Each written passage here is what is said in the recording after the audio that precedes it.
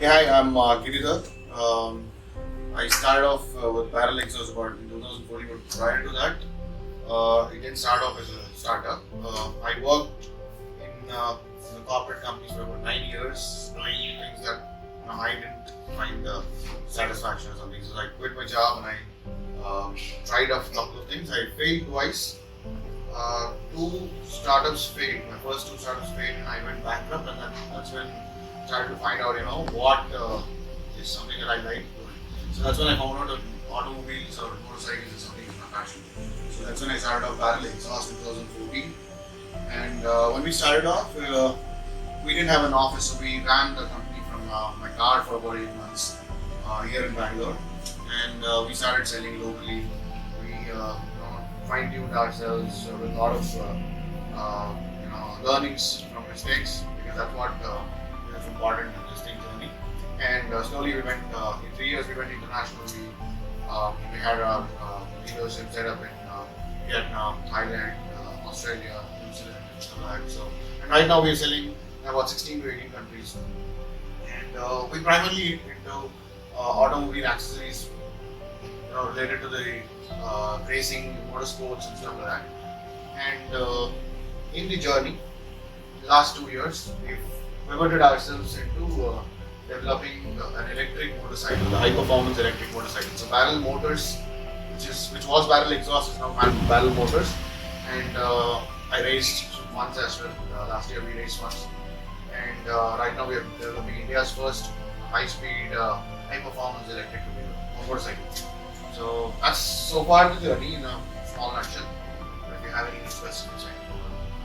So you said you went bankrupt in between, this idea that you generated the idea in between. So was it born out of passion or like something that you found out? How did that happen?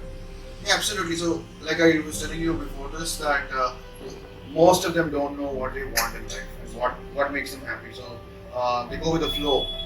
Like basically most people who join colleges, they just go with what my friends join, what is good, what is those things is what happens. This is true, being blunt. So went with the flow, and finally you understand that you have some purpose.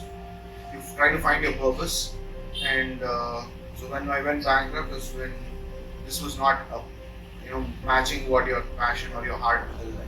So that's when I had to put a break and then find out what exactly is something that I love doing, and what is something that I will do for free. Even if money is not coming into the picture, still I should have that fire to continue doing that.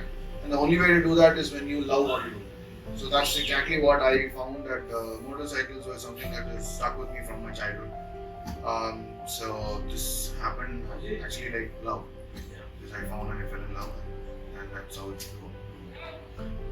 So did you have a particular mission when this started like this? Do you have a mission, that's something that started? Okay, so jargons like vision and mission statements and all is required to put it in a deck.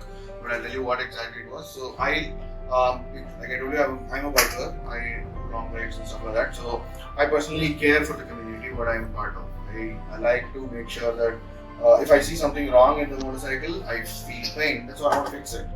And so that's same with all the other industries also. So whenever you want to get into entrepreneurship, you should have a purpose of why something is wrong and it is bothering you. And you want to fix that. So that will be a thing. Instead of becoming the best company in the world or something like that, our vision statement was very simple. Like, create happy bikers. So whatever we do should end in the vision of creating happiness for bikers across the globe. So everything is designed around it. So that was my vision statement of which drives every decision here. So whatever when we do, we build something which says, will this product or a service go to a customer and make him happy? So that's the end goal. If it makes happy, the business is taken care by the customer. So then if you could just tell us what is the USP of your business, what's the unique selling point? Okay, so I'll tell you, we bank on this. If you notice here, I take inspirations from a lot of people. The one ethics I take from Tata. We have I take design. I am a big fan of Steve Jobs and Elon Musk and so these are the people who apart from the God here, they are the gods that I worship. So design is something that is very core to us. So we made a promise to ourselves that we'll build a product from India to the world that is very unique, very original. We don't do copies of anything. We don't.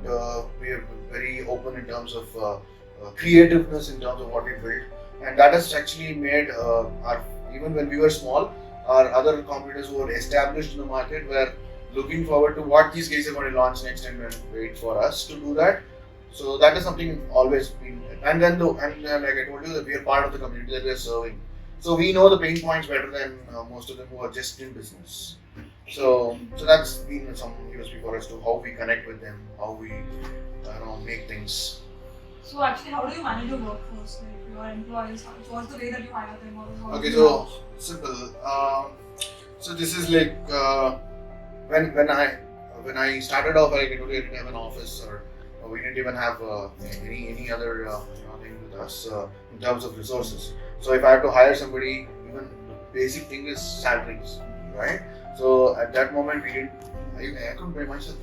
How could I afford to pay someone else? So, but the thing is, when you start doing things, what you love and how you go, you knew. I mean, like for me, it is like universe started bringing me people to me. Like they were working for free. Initially, they joined me because the vision was. They liked the vision. They joined me.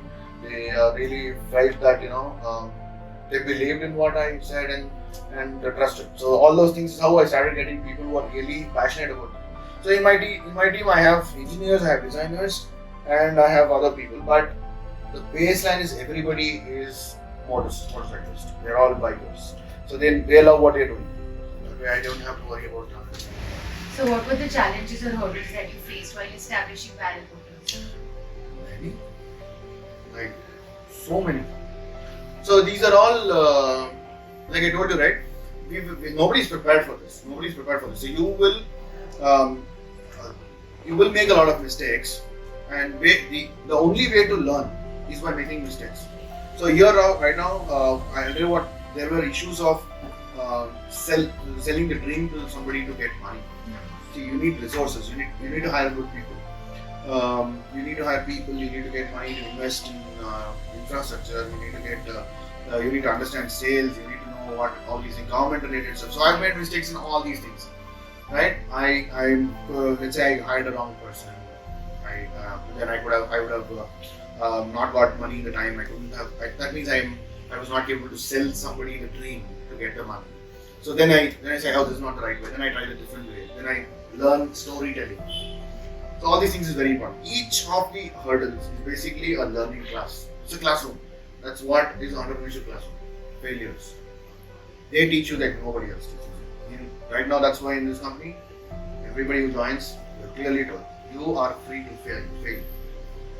You can try new things, you can try new ideas, fail, no problem. If you don't fail, if you don't go mistake for 2 months, then there's something wrong with you. You're not trying anything new. So it's okay to fail. Nobody should, and you should not be afraid of failure. So the bankruptcy and coming back has taught me that I will never worry about my life when I don't have money in the pocket. I know how to bounce back. And the falling, everybody thinks, oh, bankruptcy. It's not that dangerous. You can come back if you know how to. So that fear is gone. So that's what I recently also posted, that what is entrepreneurship or whatever it is basically the point where you lose fear of drowning is the point of where you start learning to swim. Similarly, the point of where you all lost the fear of falling from a cycle is when you started learning how to cycle. You know that in balance I can do balance, right? So that similarly, the point of where you will all not be afraid of losing, not be afraid of failures, is when you are ready for it. Like, okay, this doesn't work, then we'll do that. Give the new age entrepreneurs. Do it fast. Fail fast. Try fast. Don't wait for See, if you ask me the one regret that I have, I think I should have started about 10, 12 years back. And so time.